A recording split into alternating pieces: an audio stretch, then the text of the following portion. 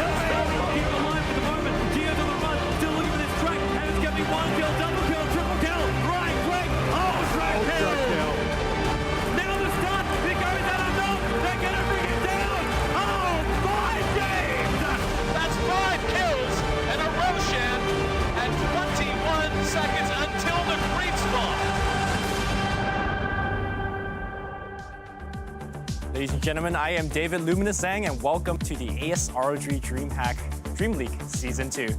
And yeah, nailed it? Thank you very much. And of course, we're broadcasting from the Monster Energy DreamHack studio in Stockholm, Sweden. Gotta say that part. And it's not just me, it's me and the boys are back.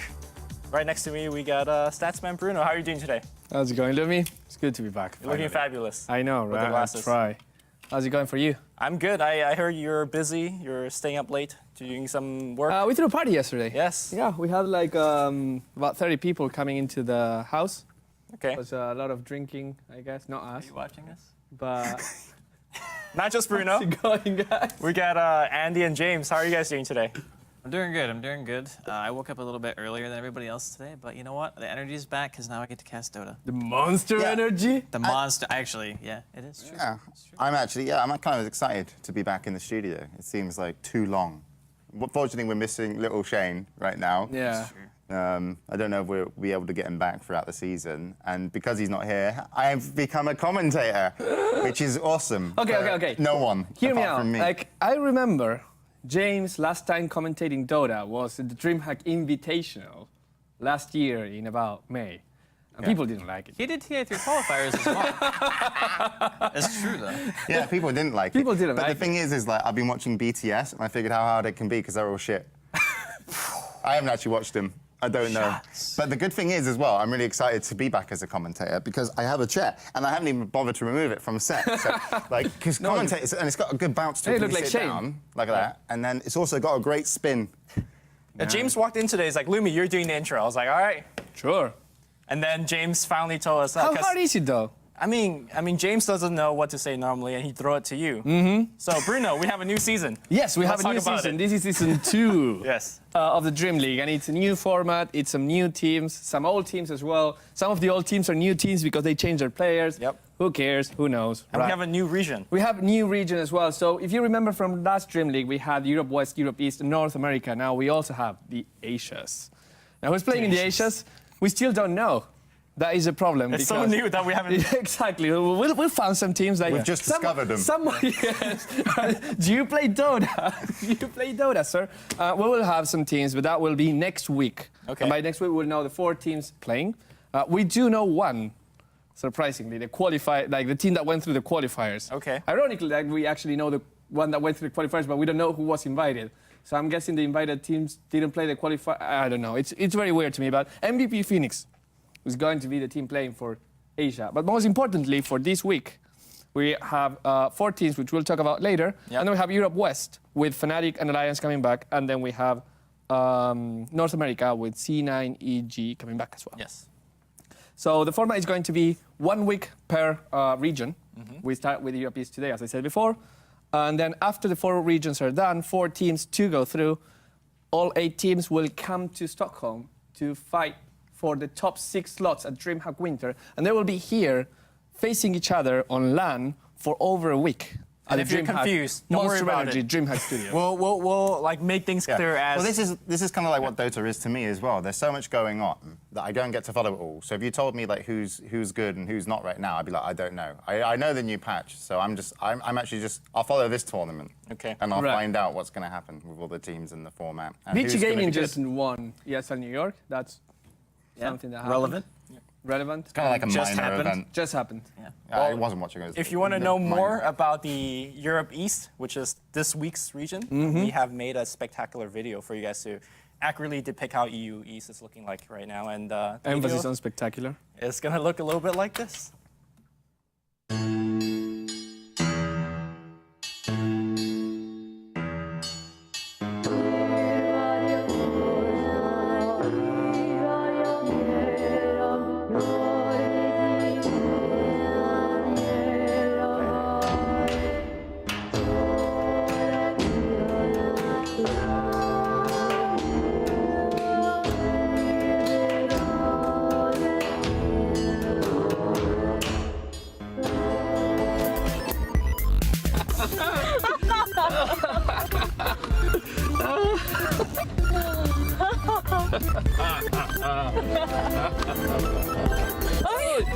Oj!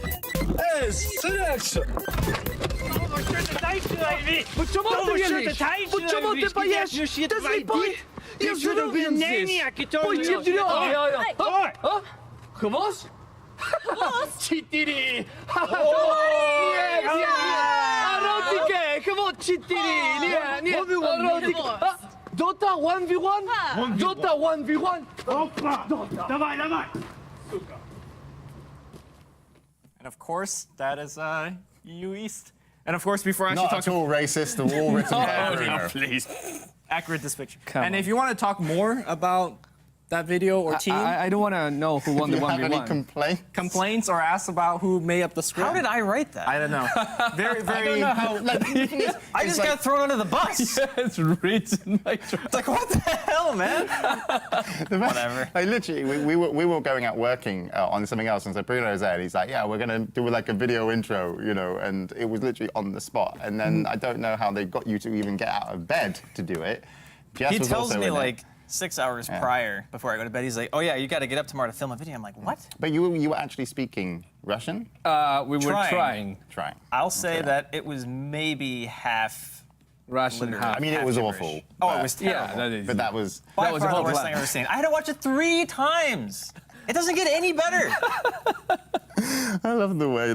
I love the fact that we get to do that now, though, because like what's actually happened is we've beaten down the DreamHack production team so much that they've just given up. Yeah, they're just like, we're literally whatever. giving them racist videos, going, "This is great for your intro," and they've gone, "Yep, that's fantastic." They just don't. And I've got a chair. Well, you know, no one knows. But anyway, back to you, Lumi. Yeah, before, wait till next week. There's going to be an interesting video for the Asian one as well. We're not talking more about that, but let's actually talk about today. Let's go into the schedule. We have some very exciting matches. We have some very exciting Not really teams. holding here. So we got Team Empire versus virtus.pro 3 times. Polar. Yeah, so I think this is a very good time to talk about how things are. You talked about this is going to be 3 best of 1s. It's not 1 best of 3. I think that's Right. the big distinction point. You can win 3 games in a row. James is enjoying Twitch chat right now. Can you please read? James, please. I think the best part is the dash cam. Twitch chat actually are laughing at the dash cam. Hashtag dash cam. All right, Sorry. next schedule is going to be the other Yes. sets of games, and we're going to have Virtus.pro versus Team Empire. And this is the actual, like Virtus Virtus Pro Pro Classic, Classic, yeah. vanilla Virtus Pro. Oh, sorry, I meant X Game KZ. KZ. Yeah, I it's said very Empire. hard to keep track because only the KZ part actually stayed. We were next ahead. Yes. X Game. Now they're X Game KZ. And again, this is not a best of 3. This Three is best of 3 ones. best of 1s. What is the difference between 1 best of 3 and 3 best of 1s, Mr. Lumi? Well, if you win 2-0, the game still continues on. Ah, I see. Perfect. Yeah, and what James like to call it a ace. Yeah, that's the thing. I want to see if anyone can ace, because it's like if you can actually, because you get points per win. Yes. Right. You know, it doesn't matter who you beat, but you know you will play everybody 3 times. So being able to 3-0 or a team even on day 1, it's now called an ace. Yep. Calling it an ace. Remember, like, there's An 9 all points. kill. I don't know. Because you're playing 3 teams 3 times. There's 9 total points.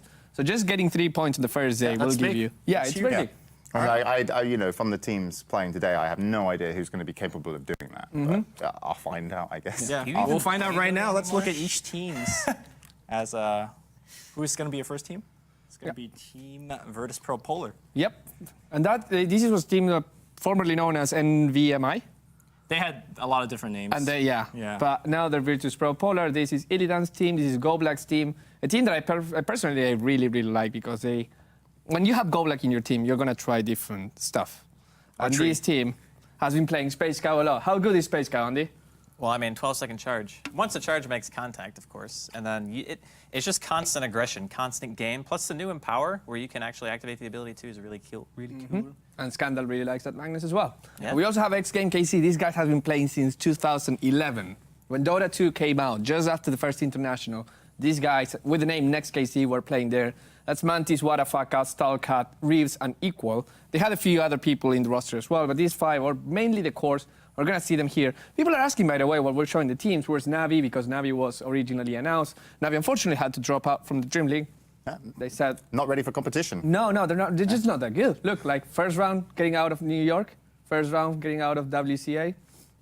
Yeah, internal struggles maybe, who knows? I know. How odd is it to hear that now? You know, like only how many years after Dota? Like 3 years, you know, in terms of it's like Navi, the team that everyone knew, talked about, is like, no, we're not ready for competition. It's huge. Well, let's talk about Virtus.pro, which is the team that it is on the monitor. BZZ, God, Sadoy, Yo, and Jotum. God is like you don't want to say God. I don't know. It sounds weird. You can call it G as well. I guess. Or God killed them all. I think people know what them all did, but I think people with God's as name is just. Anyways, Team Empire is going to be the next one. We have Silence, Resolution, Yoku, Solo, and Always Wanna Fly. Yeah. It's weird that you can fire a shot at 2 different people at the same time. Yeah. Yeah, we'll see there what happens with the Team Empire. And Team Empire, I think, is before TI was the strongest of these teams. Definitely. It actually going to TI, I was expecting them to do top 8. Kind of didn't pay off. Then they lost Mag and they lost Vanscore to Navi. I think last time when we were talking about at Dreamleague, you were saying that Empire is going to win the whole Well, they finished, whole thing. they finished second in the group stage, and they kind of like wavered off and then just like declined. The thing about Vanscore too is like he got progressively better over the entire year, up until the point where before TI, I would say he was one of the better supports. Still is, of course, in the entirety of Europe East, or maybe all of Europe, even East and West. Yeah. But then they lost him, and they lost Mag, and I think Mag's a great player, but I think that Vanscore was the standout player of the team for some time. So that one actually, I think, hurts them a little bit more. Yeah, and actually, Virtus.pro was kind of the other way around. Virtus.pro were kind of like the joke of last season, if you remember, in a way. Like, we're talking, oh, you're going to play against Virtus.pro. Yeah. At the kickoff season, they were like, couldn't win a match. Season 2, they were struggling, and at the end kind of got better. And now they're actually a very legit team. Yeah, it's true. And not only that, they have Virtus.pro Polar as well. So actually, they have 2 teams going on. And Virtus.pro Polar, I would dare say, they're actually better than the Virtus.pro Classic team. Is that just individual skill, or the fact they got like GoBlack for drafting? It's the drafting, it's the playstyle. I think they understood 682 more. The only big team they lost to recently was Team Tinker. Pretty much everyone else they've beaten. And coming from a team that everyone kind of underestimated at the beginning of the season, I'm looking forward to see what happens with them. How are you enjoying 682 pro games? I think we're not seeing 682 yet. I think we're seeing people playing 681 in the 682 patch, if you know what I mean. It's just like, let's stick to the same thing. So we see still a lot of Death Prophet going around. And just like some teams are starting to figure out, okay, this is good. And if you play 681 versus 681, the teams still look good. But when you go to people starting to play Magnuses right now, and they're realizing that Magnus is really strong, Phantom Assassin, how good is Phantom Assassin right now? It's amazing. We could talk more about that in the draft, as well as the pick and ban. What because, I mean, I got voices in my head, so let's bring it down. You have to ignore them. That's part of it. Oh, really? Oh. I told you that. #1 rule of hosting: never listen. Oh, I see. Well, we'll talk about why PA is good later on. But in terms of the games today, we have Empire versus VP. Yes. Who's going to win the game? VP Polar. Polar. Yeah. Polar. who's gonna take the. Well, it's not a series. Like we gotta say who's gonna win. 3-0 to 1-1-2 or exactly, 4-3, right? Exactly. Yeah. I mean, it's kind of like, for me, it's like how good's Goblet Draft going to be, as well as the team of VP Polo, how they're going to execute it, and also Resolution on the team of Empire is still, for me, one of the standout players and can still make the whole game happen. And it kind of feels like with the new patch, like the cores, I don't know if they're like almost more important, but they all need to kind of be more active. You can have like one person farm, but everyone else seems, it's like very fight orientated right now. So. Well, we were talking with Resolution's Andy, awesome at that. and like we were talking about the laning stage, and like it feels like it hasn't played. I think you of all of four have been playing more Dota. By far, yeah. And I mean, how does it feel? Like, is the laning phase suddenly is not as important anymore? Well, the laning itself, like if you're talking specifically in terms of matchup, I think it matters less because with a double rune spawn, that's one of the bigger changes of the entire patch, where you can just suddenly get extra income. You have a lot more fighting over runes and stuff like that. So picking stronger supports actually matters because you're going to be rotating that much more. So picking these static lanes, I don't really think is going to work that much for you anymore. So in a way, I think the laning phase does matter in itself a little bit less in terms of static. Like this is hero versus hero. You know, I don't think that matters. I think like I'd much rather be an off laner in this patch. Oh yeah. Because you just kind of fit into the game so much more, even off a bad laning phase, just because of how the game kind of progresses quickly. Even the map changes. But the thing I hate the most about this patch is I feel junglers are really weak. Like, well, they were weak before too. Yeah, but I think like they hurt the team so much in terms of like, because you need to be ready at a certain time. You need to be on so it feels dangerous to actually pick a jungler for your lineups because it feels like it slows you down potentially a little bit too much rather than just having everyone in lanes. I think in pubs maybe that's true, but I think in competitive play, like active junglers, Enigma, Enchantress are all still really viable. I would say those are fine. And look, if you look at the no lanes- Don't pick Axe. No, don't axe jungle. Yeah, definitely not. Definitely Well, I not just Axe. I'm definitely not a Legion Commander jungle. No, Never. no, Ever. I don't think I've ever won with that on my team, ever. All right, I think we got a consensus that Empire is gonna take it 3-0. Thanks for the input, guys. No. VP, I think VP Polar is going to take it 2-1 in games. I would Okay. agree. I would agree with that. All right, so finally we have first prediction from Yes. Andy. Yeah, All Yeah, right, that's so what you asked us earlier, wasn't it? Yeah. I wasn't listening. We like to tangentize a little bit. Now the other series we part have of a charm. X Game KZ versus virtus.pro, the other one. Any thoughts on that one? This is actually interesting because virtus.pro actually didn't have to qualify. They were invited from last season, and as I said, they came as strong. But X Game KZ, not only they qualified, but they went through some interesting teams in the row, like Power Rangers. They took them out. There was another team that's actually kind of like a good tier 2 team that I don't remember right now. But X Game KZ, like, they look like they have some game, and maybe this is one of those situations where a team that's not really good actually adapted to the patch faster. And we're gonna see. Sure, yeah. We're gonna see what happens. Not I really think it's good have team. adapted to the patch. Yeah. Not not that not good. as good, Not that relatively. good. Yeah. Yeah, exactly. Well, you were just They're not. being rude. No. But they're not a top 5 team. I think this is the time to experiment, Well, though. they can only come fourth out of that. Top 5 in the world. They're definitely top 4 in this region. That much I can say. All right. For before we go to commercial, I want to mention that we do have 2 streams because obviously with the schedule pointing out, we have 2 games going on simultaneously. The first game is going to be broadcasted by Andy and James. They are the power couple. And myself and Bruno is going to be broadcasting on stream 2. So you could watch the I like to the call it better- stream B Stream B for Bruno. for better. Both A streams for are on Andy. Twitch as well as via game, so you Yep. can check us out anywhere. And yeah, don't go anywhere, guys. I think some exciting Dota is going to be coming back. I'm looking forward to it. Very fun. We've got Wepez as our observer. And we have Scriff of our observer. I think we're winning. I think they here. actually won the Observer. Don't say Sorry, that. Wepez. Wepez, we'll. All right, let's go to commercial, guys. We're done. See you in a minute. Game time.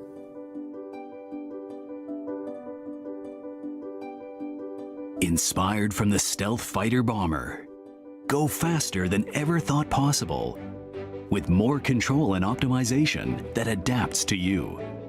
Asus RT AC87U Wireless AC 2400 Dual Band Gigabit Router. Equipped with 2 dual-core processors, 87U guarantees robust multitasking for all your connected devices simultaneously. With USB 3.0, you can experience up to 10 times faster speeds. Share printers, storage devices, connect 3G and 4G mobile broadband, and make Time Machine-enabled backups.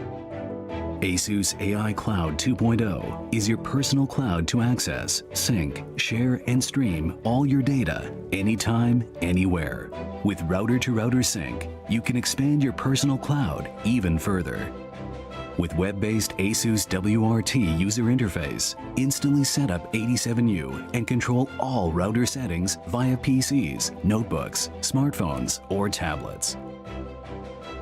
87U boasts the world's first true 4x4 antenna design, giving you up to 5,000 square feet of wireless coverage. That's 33% further coverage than 3x3 antenna routers, and even further than the latest tri-band routers. The true 4x4 antenna design delivers the fastest 5G Wi-Fi at an amazing 1.7 gigabits per second speed, eclipsing any router out today. ASUS AI Radar intelligently strengthens wireless connectivity using universal beamforming technology, making it the ideal router for bandwidth-intensive tasks like multiple 4K video streaming. With this level of wireless speed, 87U brings the smoothest online gaming experience. 87U is multi-user MIMO ready, enabling transfers to multiple devices and clients simultaneously, increasing wireless traffic capacity up to 200%. 87U implemented adaptive quality of service that can identify and categorize home network traffic and intelligently adjust the bandwidth between each device. ASUS AI Protection with Trend Micro delivers real-time network monitoring and instantly raises an alert for any suspicious activity. Discover the power of true 4x4 design and the sophistication to redefine your home network. ASUS RT AC87U. Master your Wi-Fi.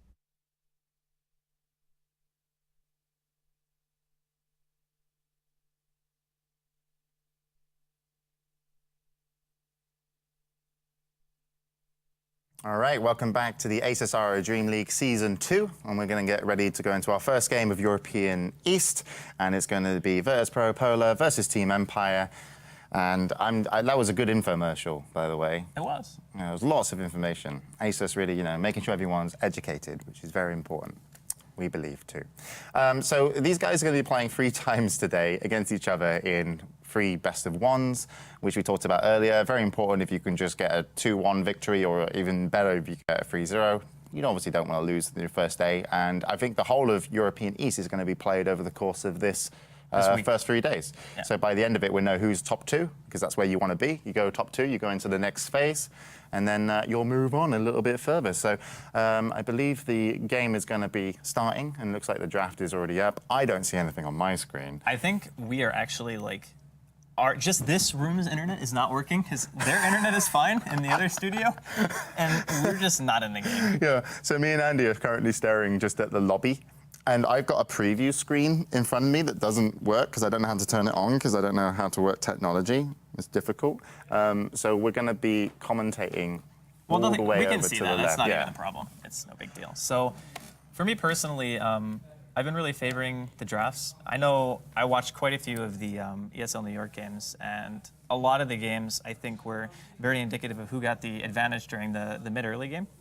So any time that you snowball now in this particular patch, sure, giving away kills gives away a lot more in terms of golden experience. The swings are obviously going to be much bigger. But if you actually hold the map properly, control both runes simultaneously, I think it's actually easier to choke out a team assuming you perform the right way, which I think is also a good thing. So it's kind of a double-edged sword. It's like, sure, if you give away a couple of fights, you can have a big swing. But at the same time, if you play the way you should, you'll have an even bigger advantage. Yeah, it's like, if you take the lead and you play and control the map properly, because you do have the 2 runes, as you mentioned, you can hold on to it for the whole time. Potentially, if you just, of course, you're going to have to go into the base, but it's when you want to win. But if you get an early lead and can finish it by 30 minutes, good for you. So Team Empire are going to ban out the Death Prophet, and virtus.pro Polar are going to have their choice. And speaking of the 2 runes, 2 runes is so, I think it's awesome.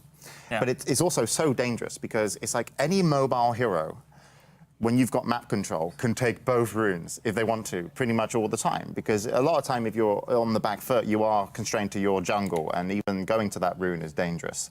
So who knows what will happen there. But yeah, so for me, seeing Puck mid, in the mid game, being able to control the runes, supports like Sand King, because Sand King is so mobile as a support hero. when you've got map control, because you've got your blink, you've got your burrow strike, and if you get a bottle, it's actually like you can stick around a lot and just have such a map presence. So it'll be interesting to see what happens. And Team Empire are just going to be removing the pushes here, and you see that Polar are going to take out the Brewmaster, so worried about that mid-game team fight. And they're going to have one more ban before we get into our picks. It's the flavor of the month heroes pretty much that are being taken out. Razor's still an absolute nightmare to deal with in lane. Even Brewmaster, he was picked very, very frequently during ESL. I think I saw that hero. I think he's overrated right now. I don't think he needs to be picked as much as he does. Like, I don't know if he's overrated, but I think he offers something that no other hero in the game really does. Is if you think of Beastmaster, for example, like he's a hero who can disable somebody for a good 3 seconds at level 6, right? Really good, goes through BKB. But Brewmaster can take potentially 2 heroes out of the fight completely just by using like one Drunken Haze, you split, and then you Cyclone somebody, right? So his level of control, I think, is something that people really want him for, and that alone. And people are even going as far as to skipping the Aghanims nowadays and just going into the Aura build, because it's not about the damage that you do in the ult anymore. It's all about what you can give in terms of control, and you just pick other stuff to deal the damage for you. But Brewmaster also does rely on team fights heavily on his team to actually be able to follow him up. Yeah. And sometimes if you get a bad engagement with your Brewmaster ulti, it feels like, I mean, you can still shake it off. But in terms of the picks, let's go through this. So Magnus is going to be picked up. In terms of the difference, you mentioned this to me yesterday, his Empower goes through BKB now. So we kind of expected him to be picked more based off that, because that is huge, being able to give essentially the bonus damage and also the cleave to one of your carries, which is massive. But on the other side, you've got Io and you've got Ogre Magi. And Ogre Magi is, again, one of these heroes which is really prominent in terms of what we expect to see a lot of, just because so high HP, so high armor, overly durable, and just annoying throughout the whole game. He scales really well. Yeah, the thing about Ogre too is like, people don't think about it, but the new base regen is actually kind of obnoxious. 2.5 health regen for a hero who has that amount of tankability already makes him almost impossible to harass. That's really the biggest problem. And he has more, what's the word I'm looking for? He can actually use multicast and have it be useful as opposed to 25% up to 40. It's more consistent. So even though they lower the Fire Blast damage, if you get 1 or 2 good multicasts during the mid game, it's pretty much an assured hero kill in itself. And plus you have to keep in mind that against teams like Empire right now, where they have Magnus and Faceless Void, you really want supports that are going to be able to absorb some semblance of damage. You don't want to just have like 2 supports like Wisp who both die pretty much immediately if they're ever focused, because when that kind of team happens, you don't even have to be focused if you have Empower on a hero like Void, for example. You just die to the residual damage. Yeah, and Void's, again, one of those heroes in terms of like, people have like found out how good Chrono is, and how important team fights are. So you bring Faceless for that, and of course his end game. In terms of bans, we've removed Tiny. If you're a Team Empire supporter, Tiny's been removed, and also Medusa, which is quite surprising. But Tiny because of the Wisp, and on the other side, the Ancient Apparition has actually been removed in terms of that team fight potential as well, and also the Gyrocopter. So removing one of the big ultis with Ancient Apparition on top of the Void Chrono. They don't want to play against that. Yeah, they're getting rid of the Wombo combo. I like the Medusa and Tiny ban particularly, though, because, again, a Faceless Void, he doesn't really want to go really quick BKB most games, because that means your damage is going to be really lacking. Now, sure, with the Magnus, it's going to be a little bit supplemented because of the Empower, and sure, that's something to keep note of. But the way that Tiny builds is he's obnoxiously tanky, and without BKB, you're going to get craggy nonstop. And the same thing with Medusa. If you get the ulti off before a Chronosphere goes down, you basically can't even look in the sphere. That's the problem. So even if you have 1,000 move speed, it doesn't matter if you're going to get stunned out. So really good bans coming out from Empire, and it looks like VP Polar are going to be going with Bristleback and LC straight away.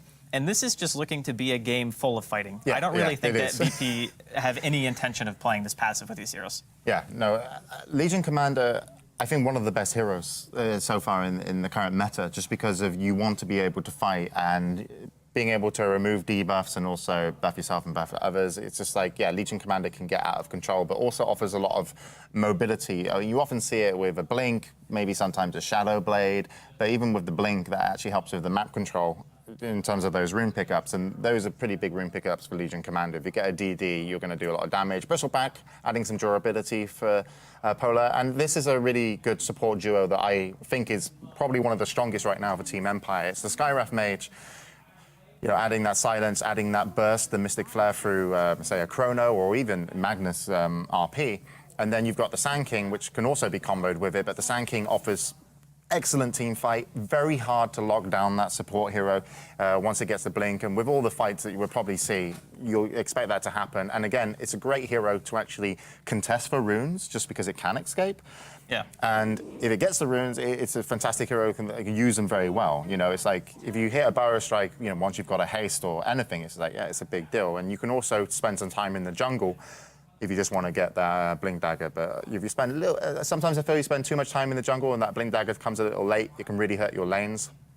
But so far, I don't feel like the lanes are going to be too much in contention. You know, I think that Faceless Void for Team Empire will get the farm, Magnus mid, very safe. You know, and Skyref and Sand King can pretty much decide if they want to do lots of rotation, if they want to farm and protect the Void. And I guess Void will be going up against Bristleback, which well, could maybe be an annoying. If you think of this though, like the Wisp LC lane, I don't know if you've ever had the displeasure of playing against that, but it is absolutely obnoxious. You buy Bottle in between having the heal that LC has that I can't remember the name of, press the attack. I don't know why that escaped me, but when you use that ability on Wisp, it also heals you, of course, so you basically become unkillable, and whenever you use your nuke, you just run so fast with tether speed that you can run anybody down. So I think that VP Polar might actually be looking to go aggressive here, just because of the fact that these heroes don't really deal a whole lot of damage. You have to remember that Skyreth Mage mana cost is still quite high, even though he has ridiculous int gain. At low level, he will not be able to do enough damage to harass those heroes out of lane if they carry sufficient regen. And looks like Necrophos is going to be the last pick here from VP. So again, this is all very mid-gamey. I would be very scared as a Faceless Void to actually drop that Chrono in some of these team fights because the Ogre Stun and Necrophos ulti, it's almost enough to kill you. If you got Mask and Madness build, because you want to, like, you know, in terms of farm a little bit faster, move around a little bit faster and do more damage, and you don't have a BKB, you're kind of messed up. And then, you know, it's like, how much does the Faceless Void for Team Empire actually want to, you know, invest into some durable items early on when, you know, you just want to lock down a kill quickly and make that fight 4v5. But it looks like with Necrophos and Ogre Magi, it could end up very quickly as a 4v4 fight, or even a 4v5 in virtus.pro Polar's advantage. So final picks after the Clinks was removed and also the Puck from Team Empire. And yeah, there's a lot of wombo combo you can say on Team Empire. It combos pretty well, but not amazingly. They seem like they need something to, yeah, just be annoying. So that's a good annoying hero. The Weaver is actually going to potentially have a lot of room in these team fights. You know, he's not going to combo well, but if he chooses to join, he can definitely get into the back lines and affect the Wisp, the IO pickup, and everyone else. So as we go into the game, I think we still have people's names from the lobby, so they're not actually named up perfectly well, but we can go through what we can see. So playing the Ogre Magi is going to be Goblak, as you can see there. The Necrophos, which will be joining the bottom, is going to be potentially silent, I want to say. Legion Commander. Where's Legion Commander going? We can't click Legion Commander. There's Scandal, going to be mid on Legion Commander. Thank you, Webpers, that's brilliant. On the off lane, we do have the Bristleback, so we'll go up against Void, which can be pretty annoying. That's DK Phobos. I think that's a friend, actually, of Dendy's, I believe. Yeah, he's a really good player, too. So it's a mate of Dendy's. We'll see how he does. And then on the Wisp, we're going to have Lil, and we'll see how this works out on the lane. So it's going to be a farming Necrophos. On the off lane, for Team Empire, we are going to have the Void. So, and mid lane, ready to block, is going to be Resolution on the Mag. And then the two supports, well, Silent on the Weaver, going to be safe lane right now, solo with him. And then there's a Skywrath Mage to join Team Empire, which is going to be played by Ha, as I like to call him. I mean, that is his name. Unfortunately, we don't have the actual proper player tags. Yeah, because we don't have a ticket yet. Yeah, soon. Soon, TM. And I'm not going to bring up my notepad to find out what's going to be happening. So runes are going to spawn. Any kind of, you know, favored for this matchup? Well, I think with the lanes dodging, I mean, VP Polar could potentially send the Wisp top if they want to apply a little bit more pressure, but since it's a Weaver in the safe lane farm, I actually think that Empire had the idea of safe lane farming the Void originally until they saw the heroes. So when they see that they pick up that last hero and they assume that there's any type of aggression that could be coming their way, they pick a Weaver instead for safe lane farm to just say, okay, this hero is not going to care about any of the heroes that you've already picked to try to contest. So I do like that. and you still have Void Skywrath. So it's not like the Void necessarily needs to farm. You just get the levels up on the Skywrath and the Sand King, and you let the Sand King get his free blink, because right now VP Polar have no intention of contesting the jungle whatsoever. So in a way, I think the Empire are actually slightly favored in the laning phase, but we'll have to see. We're going to take a little bit of harass damage, but he's got himself 8 tangos and a salve as well. No stats on him for the moment. I'm just going to be able to walk that one off, and he's still going to get some pretty decent XP down here, Void. But actually, I think level 1 is Heartstop Aura on the Necrophos on the bottom lane, which is going to be affecting the Void a little bit and getting rid of some of those tangos. And again, they're going to look for some harass. And this Ogre Magi is just like, I mean, look at his mana pool still. Look how much health he has. Look at his 7 armor. Like, I go nuts. Yeah, it's pretty ridiculous. It's so 3.2 obnoxious. regen. I mean, he essentially has a ring of health without having any items. Yep. It's pretty solid. The middle lane is actually the one that I'm very interested to see how it works out, solely because in 1v1s, LC is very, very strong. You get the bottle. Some people even like to go as far as getting a soul ring.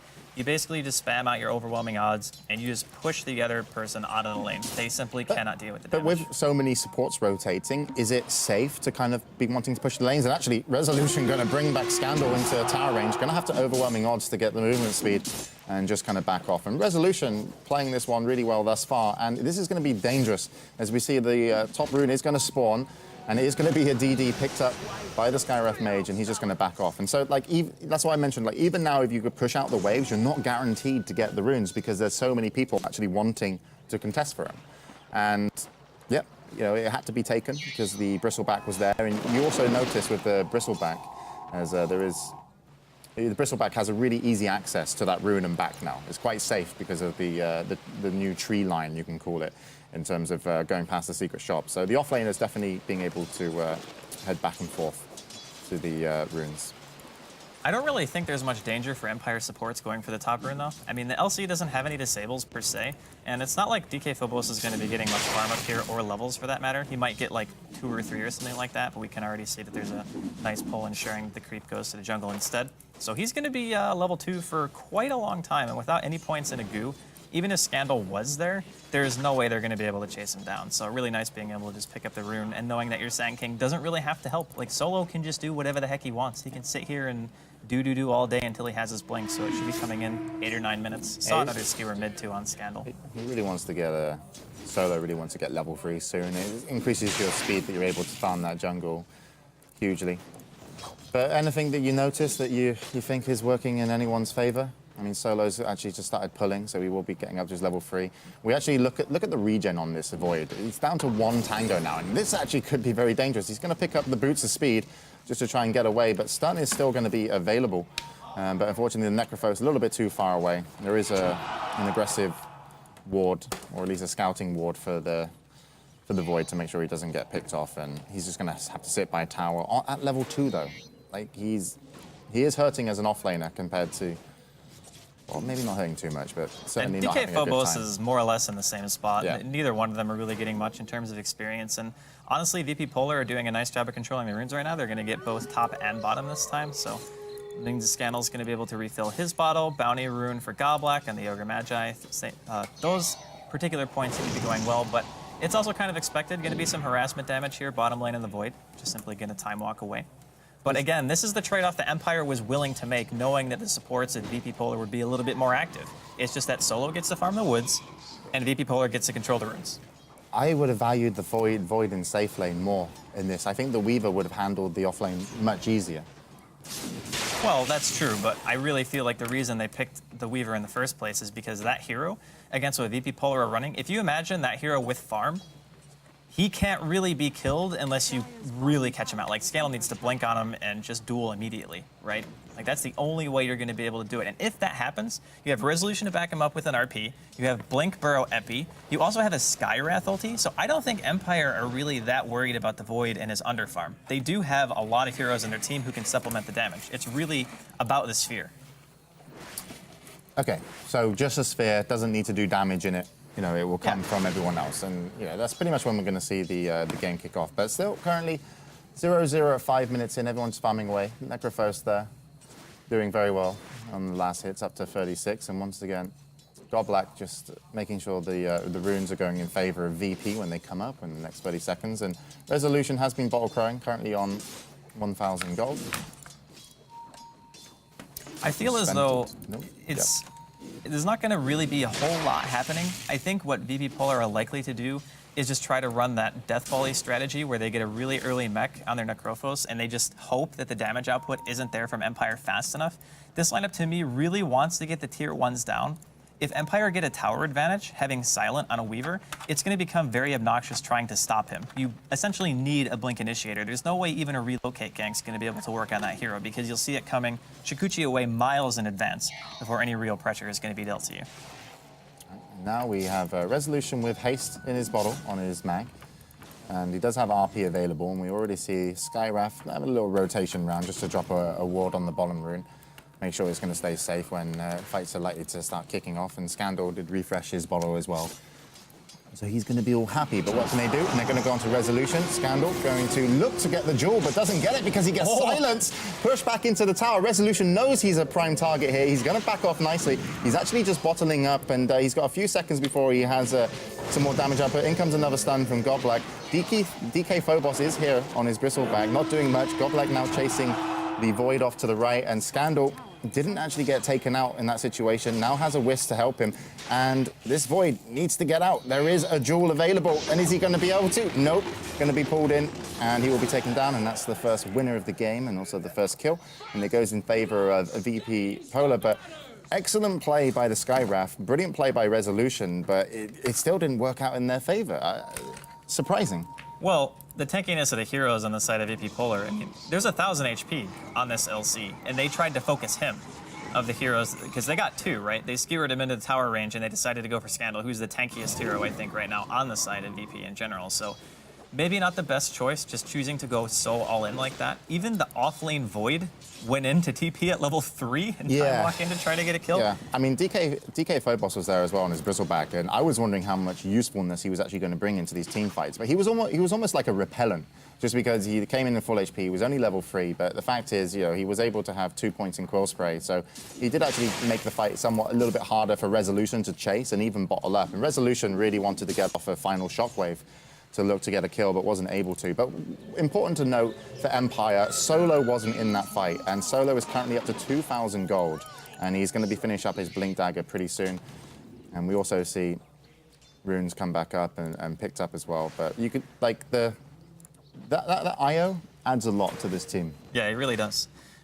Just the tether movement speed in of itself, considering this is a pretty low action game, right? It's 8 minutes in, we got 1 kill. Being able to avoid ganks, put yourself in better positions. Heck, even just being able to like bottle up a teammate, which it looks like he's just managed to pick up now, so we'll be able to contribute a little bit more in that sense. But that Wisp being there actually allowed Scandal to duel and not die. Because without the damage reduction from Overcharge, he wouldn't have been able to live through that, I don't think. He was extremely low on health. And just for a little bit of map control going in VP's favor, Godblack will take out the rune bottom from Team Empire, the ward bottom from Team Empire. And this Void still sat on level 4, and he's not going to get any experience while Godblack's kind of sat down here, because they can definitely pick him up. They do have the ultimate available, Reaper's Scythe on the Necrophos. And yeah, the Void is just going to have to walk away. So really, there's a lot of pressure here on Empire's Solo. Like, this is the guy that when he joins the next team fight, wants to make it go in their favor. Yeah. Solo needs to make something happen. You know, he's got a lot to combo with it, but they do not have the chrono. And dangerously, the farm, the Necrophos is doing fantastic on the farm, and it's almost, you know, one of the most dangerous heroes to just give an early good start to, because the mid game, he's a monster. He keeps everyone alive, you know, with his heal, and he can just pick off a hero as soon as they look like they're getting low. So I'm really worried for Team Empire in terms of how the next team fight's going to go. Well, the thing is, if Empire do manage to get a decent skirmish, they're looking for it right now. There's a smoke up bottom lane. Solo is down here. He's got the blink Epi. Actually, here it comes. Epi goes in. They're going to go right onto this Necrophos. There is no way he's living through that. The damage amplification from the Ancient Seal proving to be too strong. Lil going to be trying to run into the tower. Are they going to go for the dive here? Silent going in. Going to see a tether go off as well. Lil getting dove onto the tower by Silent. One more auto attack. Will be able to get the kill. Nice. Time lapses back to safety. And I think that fight's over. I don't think there's anything to do. Maybe Scandal with the Invis rune is going to be able to put a jewel down onto Silent. Oh, was looking for it, but then a Sakuchi away, and Silent will get away with murder. Literally got in, got the kill on the IO, and walked all the way out. And that was actually a lot of rotation. DK Phobos came down there on his bristleback at level 5, added nothing. And of course, Scandal walked away from the mid lane and now has to go back to farming. He's at 1,740 gold. And we do have some of the items coming up for Necrophos. You can see the mech there and also the power treads. But good pick-off and Solo delivered. You know, he's like, guys, I'm going to chill out in the jungle. And the nice thing then about I'll come get you a kill. those ganks, even though he used an epi for 1 kill, it's a kill on the highest farmed hero, right? So getting a high-impact kill, always going to be great. It puts the Void almost at level 6. They've even let him go to the safe lane now, so he can continue to farm a little bit. Just maybe finish tread or something like that, get your sphere up, and then the Skywrath, once he hits 6, who is also level 5, soon to be 6, then they can just go for kills whenever they want. And just look at how aggressive Silent's playing this. They can't kill him. I mean, he could have gotten Reapered there, but I don't think the damage would have been quite enough. You need Blink on your Legion. I mean, Scandal needs that blink. He needs a way to initiate and chase, because if you're playing like that on the Weaver and Scandal is anywhere near, you're going to get caught.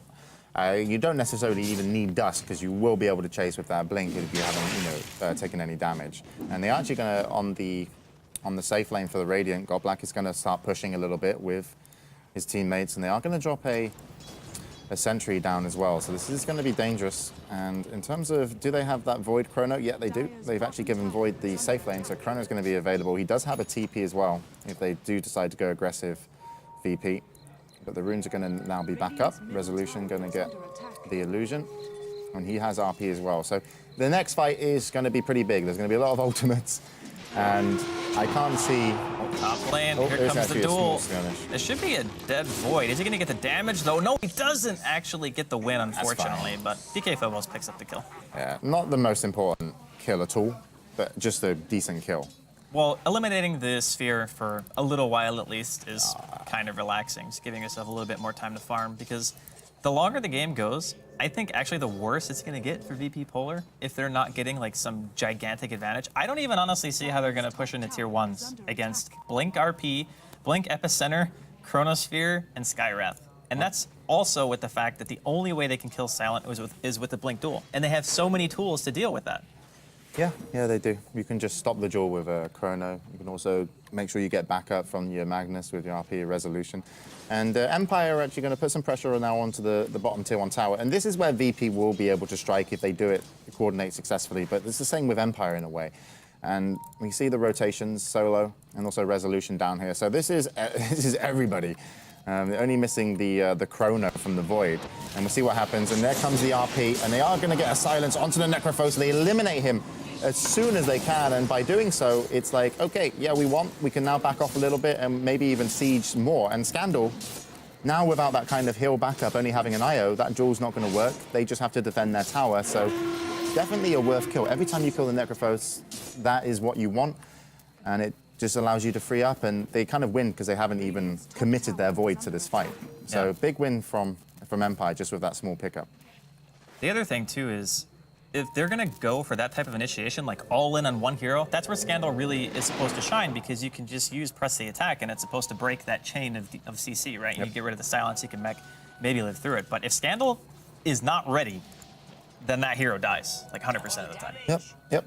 And to mention, Empire, after getting that kill, Resolution TP'd straight back to middle. Void was currently farming top, and the whole team of virtus.pro Polar were just sat around tier 1 tower bottom going, are they coming again? Do we need to defend? And they're just losing time on farm and falling a little bit behind here. And Silent has himself a DD, looking for some damage onto Godblack. Scandal's going to clear the way, going to keep this mid-tower as high HP as possible in order to, of course, get that farm. And the Necrophos is still farming bottom with his, mech and power treads. He's got 1,000 gold.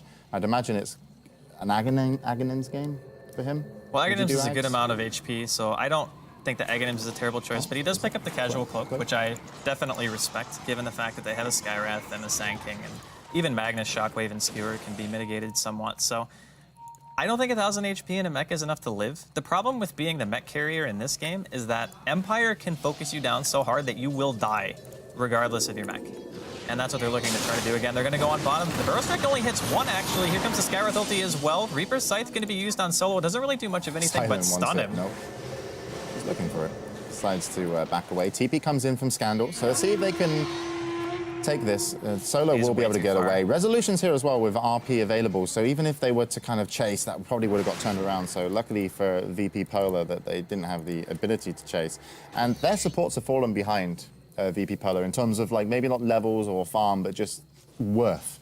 You know, the Skywrath and the Sand King are just big right now for Empire. They're keeping him in the game, and as you mentioned, with that early farm they got on Silent, even though he is still fighting with just a Perseverance, Aquila, and Power Treads, he's still able to put down a lot of pressure onto the supports just because of how weak they are. But the Tier 1 tower, bottom, does look like it's going to drop, and that'll be the first tower of the game.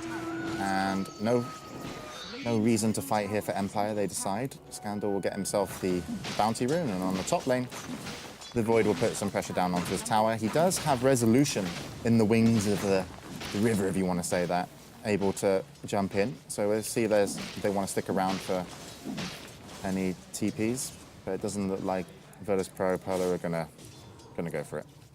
Yeah, so far, when we were talking about the draft, the idea that I had was when you pick an LC and a Wisp, or a Bristleback and a Wisp, you want to go aggressive. Yep. You want to try to go for some kind of early game, even just going top to contend the woods and make the Sand King stay in lane, I think would have been a better option. Because Necrophos versus Void, the Necro will still win because you have Heartstopper, and there's no way the Void's going to be able to deal with that harass. I mean, you can't backtrack it, so... And VP Polar need to fight on their terms. Like every time they've been initiated on and the Necrophos just dies, the LC needs to be the most kamikaze LC ever. Because even if you go in and you duel, the chances are your team with a mech should be able to back you up just enough to keep you alive. You know, you've got stun there as well from Godblack. You've got a Wisp Tether if you need it too. But then your Necrophos can actually lay out some huge amount of damage and a huge amount of healing. But anyway, looking at the top tower, it's pretty much just looking for baiting in the team. And we are going to have Scandal walking through the woods right now, and they do have vision of him because of the ward, and they're going to silence him down, but unfortunately they're going to miss the flare. There will be a stun and resolution, going to pound him into the wall with his skewer, and they will pick off a kill onto that LC. I said he was meant to be kamikaze, Andy, not... I mean, the purpose of a kamikaze is to take the enemy with you, isn't it? I mean, that was more of just an unintentional suicide. Oh, I'm actually going to find Godblack as well, who was maybe looking to de-ward, and no skewer up, but Godblack going to go down. And this is just VP not knowing how to initiate, how to control the map, and Empire looking fantastic. Yeah, and they're only going to get more dangerous. This is one of those situations where you have a specific idea in mind when you're drafting, and then one pick totally screws over your game plan. And I think the Weaver was kind of what came from Empire, where Godblack was suddenly like, oh, crap, we actually don't have any way to deal with that whatsoever. And they just put him in the safe lane because they know, again, hey, all we need is our Void to hit 6, and he doesn't even have to hit it quickly because we know that Silent, he's shown his confidence in this game. There's no way they can deal with him. And if he's with his team, they can play as aggressive as they want, and there's nothing I don't think the VP Polar can do right now. And Silent is only like 400 gold off his Lincolns. Once he gets Lincolns, it's like the LC can't even lock him down because he needs to be so badly positioned Silent to mess up how this Weaver is going to perform in team fights. And he's just not messing up right now. He's playing fantastic. He's 1-0-1. And it's like VP Polar, there's a lot of pressure on this Necrophos in terms of what items you're going to bring to the team fight and how durable you're going to be. You can see there, Hood of Defiance has been completed. But is it going to be enough? Because that Necrophos doesn't have a lot of great movability, and the Magnus, the Void, and the Sand King for Empire do. It's like, if they want that Necrophos dead, they should be able to kill it. And that's what they've shown us in team fights. And now it's VP Polar's time to bait, and they're kind of just baiting this lane out. There's no even tier 1 tower to contest.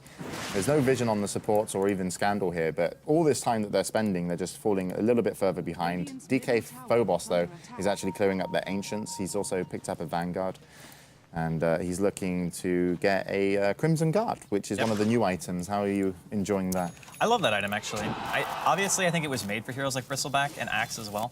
Just the heroes who really want to get in there. And I think it's also ideal against these types of teams that during the early stages, sure, you have your Epi, you have your Skywrath ulti, but still, a majority of the damage you're going to be taking is going to be from auto attacks, right? So as long as you get your Crimson Guard off before a sphere, you can mitigate a ton of damage. And they're going to have a pipe on Necrophos as well. Yeah, now they're tanky. Yeah. I mean, now they can probably go to those tier 1 towers and at least have a chance to stand some of the wombo combo that Empire are going to throw at them. But still, it still feels like it's going to be in favor and on the terms of Team Empire. And you can see the Necrophos is actually going to be baited. And, well, that's no backup available for the Necrophos. Goblak's going to go down as well. This is a disaster. Resolution cancelling his RP a few times. Wanted to catch Scandal in it as well. Isn't able to do so, but Silent will be able to chase. And Resolution, he's got a haste. It's like, Scandal, I'm sorry, you're not going to be able to run away. And it's a complete team wipe. DK Phobos just going to walk away on his Bristleback after using his Crimson Guard and be like, I'm sorry, guys, but yeah. I mean, there's no vision. There was no vision to see when the Void was going to go, and they were clumped up, and it's almost like VP Polar know this has gone where it shouldn't have, and they're just like, well, we'll gamble. Let's see what happens, but... There's some real big issue with the way that they have to take fights right now. Yeah. Their highest farmer has to be initiated on, and that's not what you want. Silent's going to take some damage here, but there's more or less no way he's going to die. He's got the bubble hands. He's fine. But when you have to have your Necrophos stand in the front and eat a sphere to initiate, not a game plan I'm really excited about, you know. And obviously, again, that's not what they really wanted to do.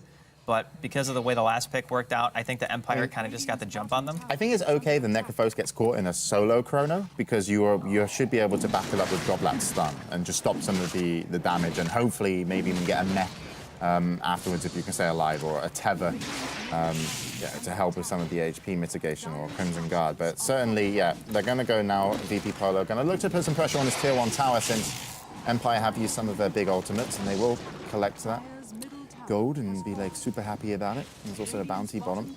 And Goblak doing some work, dewarding.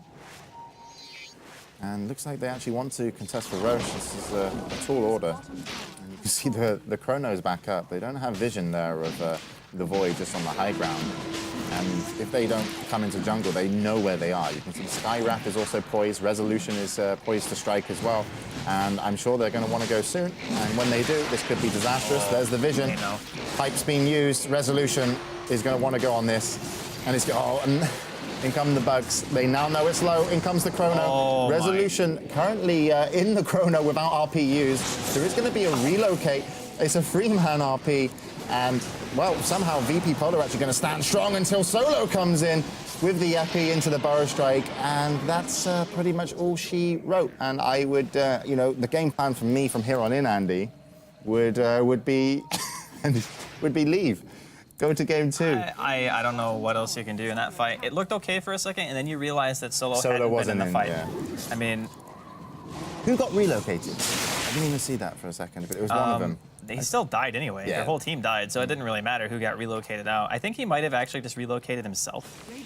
I don't know. It looked like he took somebody, though. I just didn't actually see who it was. But either way, the interesting part is that VP Polar actually got the Roshan kill, but Silent got the Aegis anyway. Yeah. So it wasn't a total catastrophe. You still got team wiped and lost the Aegis, but you got the Roshan kill.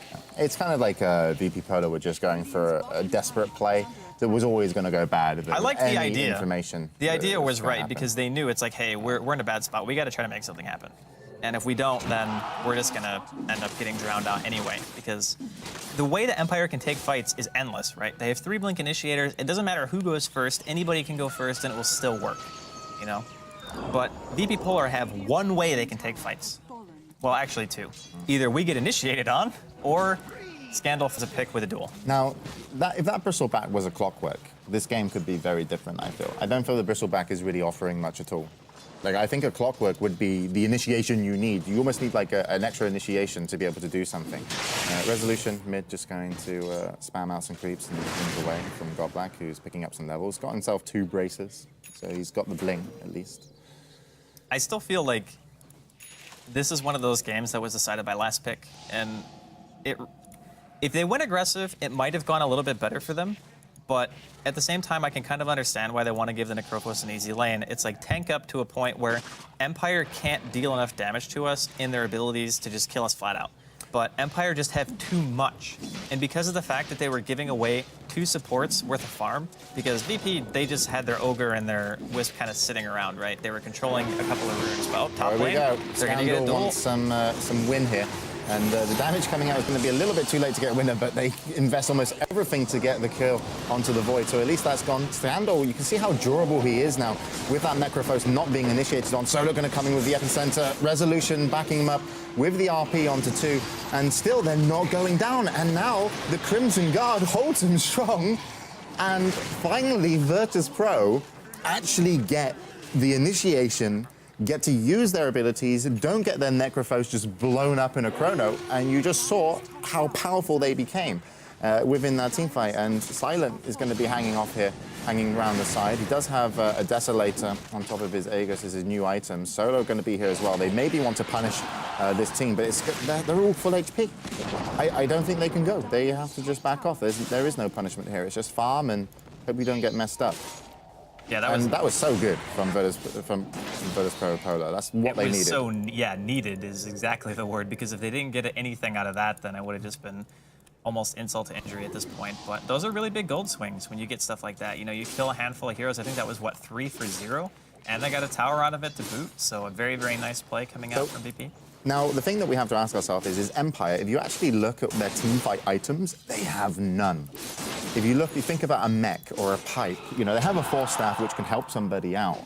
Right. But in terms of actually just the durability, you're up against like so much. And now there's going to be a BKB finish on the LC. You do have a Maelstrom finish on the Void, which it helps a little bit if you do get a good chrono, of course, but it's not going to be a huge deal. In terms of an item pickup, but the durability, virtus.pro Polar's lineup, maybe just the item choices that they've gone for, could be leaving Empire in a stale situation in terms of how their team fights could go, unless they get him on their terms. So Silent with the DD, gonna push down Goblak's HP a little bit, then just back off and be like, yeah, I like you, Goblak. I don't want to take this, but I think, would you try and get someone to finish a mech? Just to make sure you do have some way to survive a little bit more on Team Empire if one of the fights go that way again? I think the biggest issue is that Empire didn't have Silent at that fight. Oh, top lane, another duel. Relocate. Yeah, resolution. Is he going to get damage this time? Oh, he got it. There we go. 24 bonus damage. I mean, it's a little bit depressing to only have 24 damage at 27 minutes in as an LC, but hey, getting pickoff kills like that on resolution, they're definitely going to take it. Chrono over by the Radiant side, and there's going to be Mystic Flare coming in. Solo going to jump in with the Blink with his Epicenter just to guarantee themselves the kill. Silent will be chasing Goblak. Going to Sakuchi up to the high ground. This could be dangerous, and his Aegis is actually gone, but Solo's going to come in, help pick up the kill, and actually going to be able to blink away as well. And yeah, they get what they want. Small initiations after the relocate, and that will help them with the kill. And you know, that came from the ward on the high ground, so nicely done. And you can see not a lot of spells used there by the Necrophos. He was dead. Once again, the chrono on him is what Empire won. I think that top fight was, I don't want to say a once-in-a-game opportunity, because, again, they were essentially fighting a 3v5. So if they can keep finding opportunities like that, getting to pick on resolution was also nice, but if you figure what they gave for it, definitely not worth it to them, and they're going to lose the game in the process. Oh, nice deny, actually, from DK Phobos. Make sure they don't get that little bit of extra gold. But with the Weaver there, they can't live through the sphere. That's the real problem. So as long as the placement is okay, and they hit the Necrolite, I don't really see how the Necrolite is supposed, or Necrophos is supposed to live through that. You know what I mean? Like before, basically the only damage that he took when he was top, he got RP'd, he got skewered, shockwaved, and then he ate a Epi. That was it. He didn't need any other spells. I don't think the Skywrath did much to him either, and obviously Silent wasn't even there. So if they truck properly or train properly in damage, even 1600 health and a pipe and 12 armor won't save you. Yeah, definitely. And Empire, in terms of their game plan, they still need to be careful. They've got the advantage, but they need to get the pickoffs. And you can tell that virtus.pro's game plan is pretty much LC initiate and then relocate in with the Necrophos. But this ward, actually on the high ground just by the Necrophos, is going to tell a lot to virtus.pro. And they also have one up on the bottom room. So they're not going to have a huge amount of room to breathe, virtus.pro Polar, in terms of where they can go to farm. And, you know, it feels like Empire are pretty much in control of the map and will do things on their favor.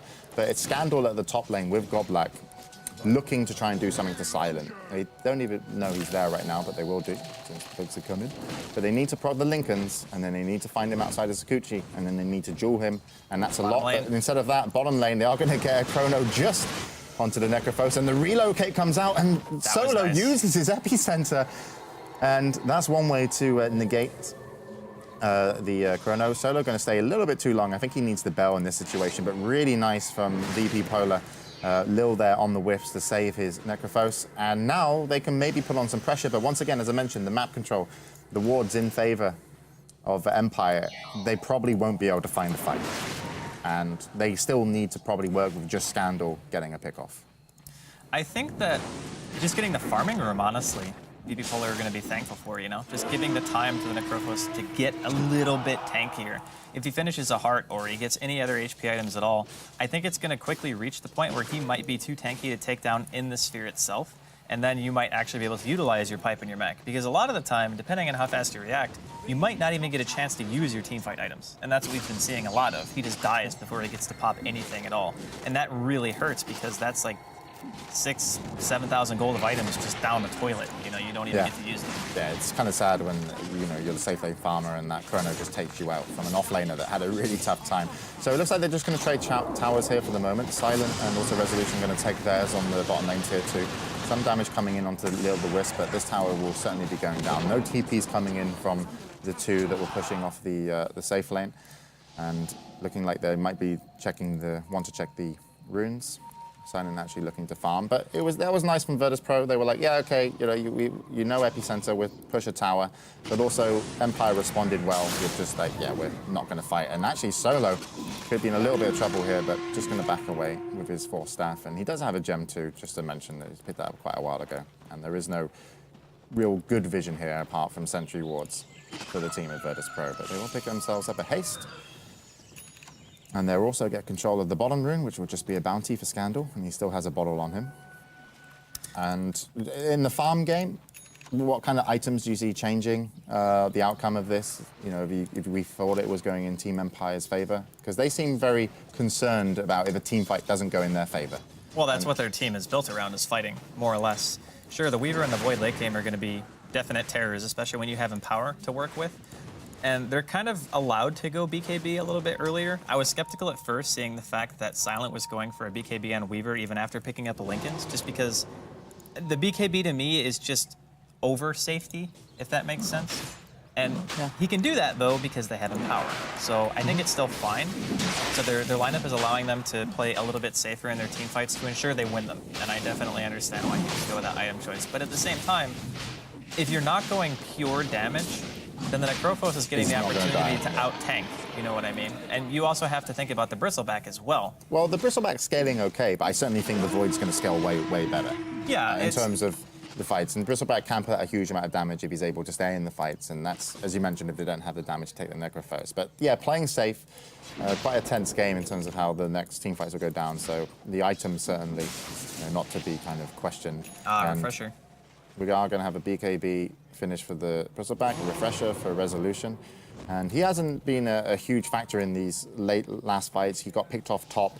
You know, he got a 2-man RP when they actually got wiped over by the tier 1 tower. So we'll see if he can actually get a decent RP as they smoke up. Silent is farming, and it looks like he was getting scouted out by DK Phobos. Don't think they saw him.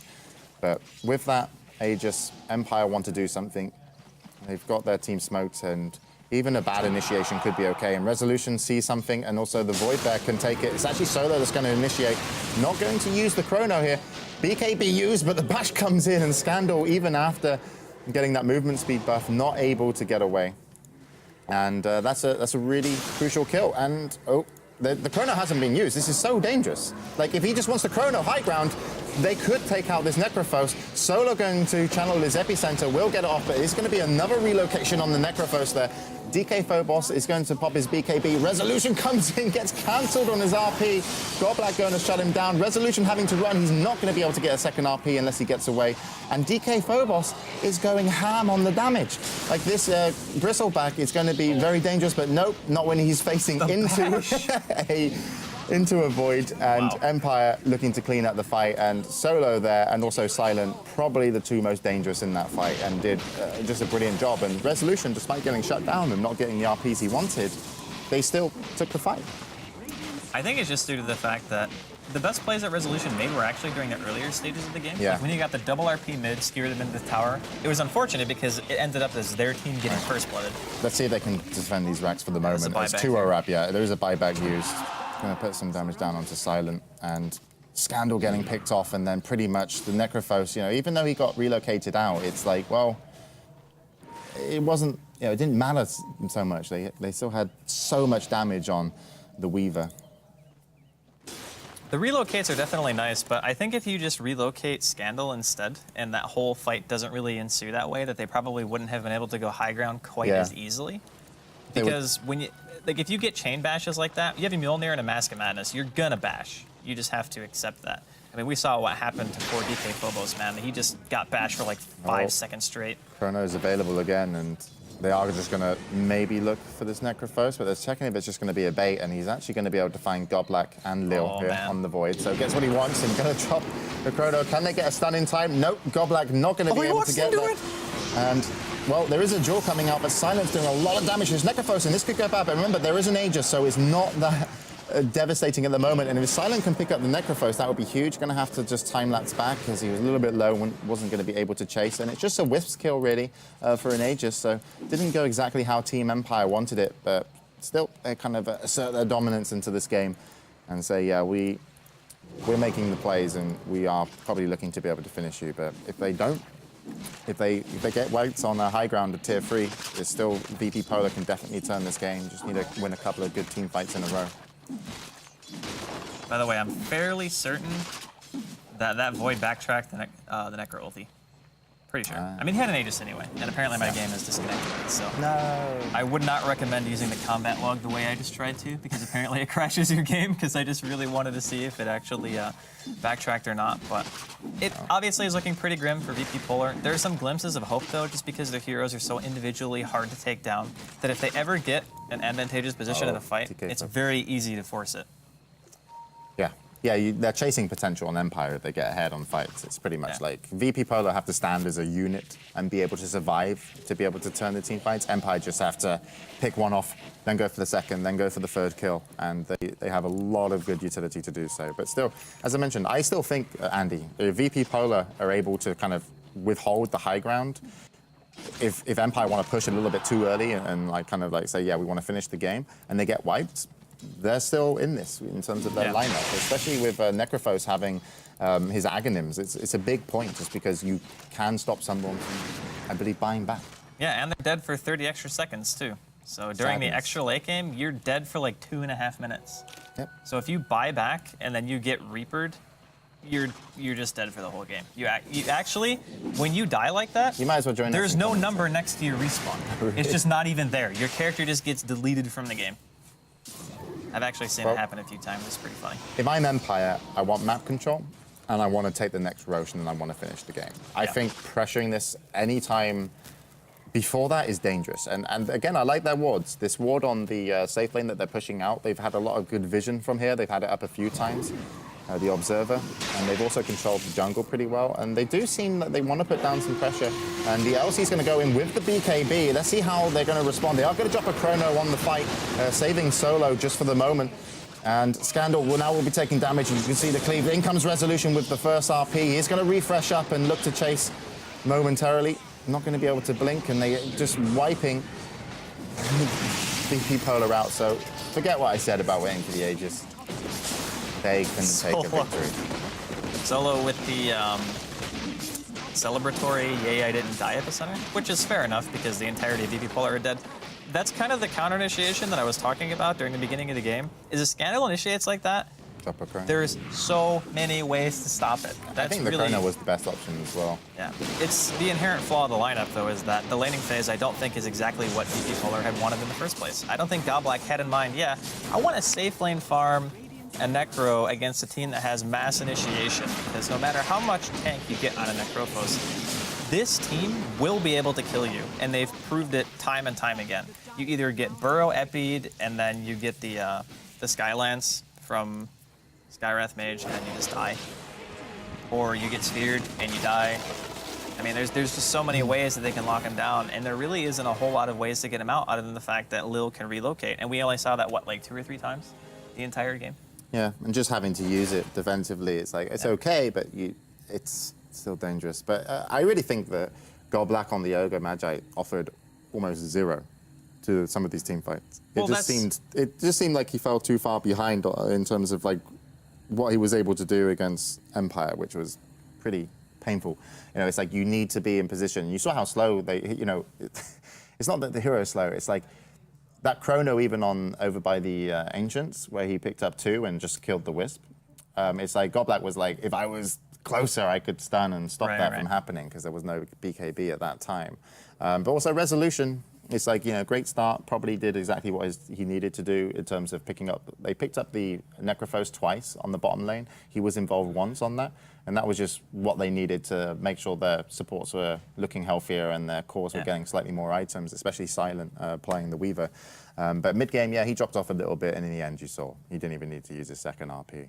It's a solid point, though, that you bring up, because the supports on the side of Empire were able to accomplish way more just because of the way their team actually functioned. I mean, a Wisp and an Ogre is actually a fairly strong, like, harassing combo. You know, you go up, you throw out Ignite, you tether to the Ogre, you hit the guy, you can zone him very effectively, which would be great if you're trading even farm, but you're not, because you're only stopping one person from farming instead of 2 people farming the whole time, which obviously was solo on the Sanking, and then you have the safe laners. So the trade that they were making was never equal at any point, and they were also not advantaged in any initiation whatsoever. So I really feel like that game was an outdraft. I mean, the Necrophos was actually the last pick, and also for Empire, it was the Weaver was the last pick. And I think if you actually got the Necrophos and didn't take the Necrophos and picked something else with an additional initiation, you could have had like your Bristleback farm, because your Bristleback actually offers much more durability, I feel, than the Necrophos in those like if your Bristleback is like the person who's got the farm, right?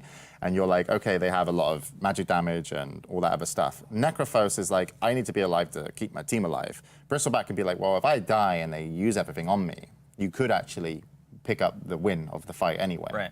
And the Bristleback, I think, would have been more healthier. It would have been tankier, and you don't want to chrono a Bristleback. You know, it's true. But if you're not chronoing a Bristleback, he kind of acts the same way with farm as Silent would have on the Weaver, because he's able to stay in the fight and just kind of circle around. Yeah, you whittle everybody down with quills. It's like so much damage. So I think the last pick Necrophos was a mistake, and if they went for another initiation, that would have been good for them. But I don't think it maybe was a mistake. It's just like the way the game played out. Empire certainly had many more tools to win. Yeah, definitely. I don't know. Cool. I think going into game 2, they kind of pigeonhole themselves into what they could do. And I think that's kind of the problem when you pick heroes like Wisp. And when they banned out the Medusa and they banned out the Tiny in the second phase Empire, that's why I was really happy that they did that, because the Wisp Tiny combo is obviously the most notorious one. But that hero just crushes what Empire wanted to do. Because again, you have to commit so heavily to kill the one hero. And then when you do that, there's always a potential to turn it around. But the Necro melted, even with Mech, even with Pipe. He just dead. Even with Ags later on. That's true. I mean, it wasn't until a little bit later they were able to save him just off like pure stats and how long it would take to kill somebody through that Mystic Flare. But earlier on, that RP, Mystic Flare, or anything, Chrono, he was a goner. So pretty unfortunate there for VP Polar. Certainly doesn't feel like they're not going to be able to bring this one back off that game, because they did play well. DK Phobos actually I felt was pretty damn decent in terms of his knowledge around the map. Good recovery too. Yeah, he was definitely in. So yeah, we'll have to see. Just maybe Godblack being outdraft once. We'll see if it happens again. But we're going to go to a quick break.